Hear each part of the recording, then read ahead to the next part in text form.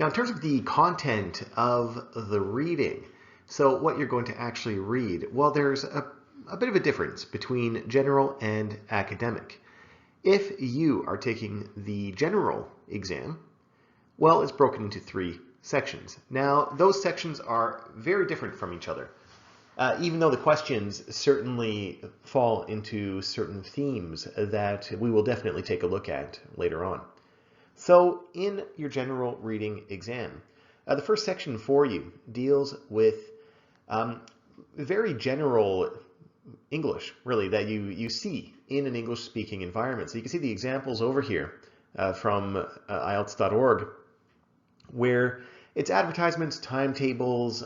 So it might be you're booking a hotel and you're choosing between 4 different hotels. So it might be a grid or something like that with the different information about the hotels. So you can see already that it's very similar to some of the listening exams that you've probably taken on the website here.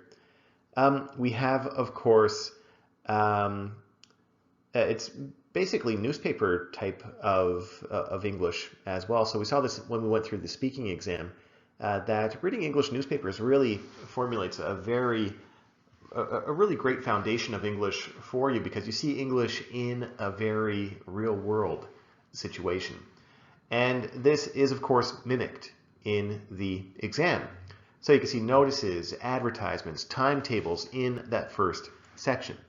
Something we're going to see later on is that similar to listening, similar to, well, writing in some ways, and similar to speaking, the exam gets more and more difficult as you progress. So in this first section, this is really where you should get 100% of these questions correct, because that will give us some leeway when we move into some of the more difficult questions near the end of the exam.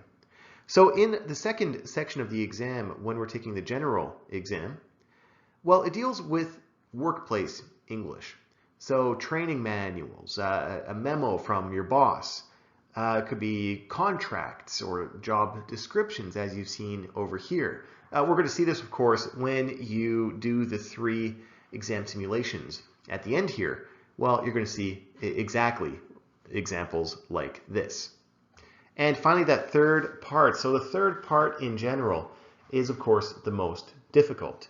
These are more advanced articles. So these could be things like really thorough newspaper articles, or National Geographic articles, and that type of thing. So these are, of course, complex articles that will definitely test you at a higher level.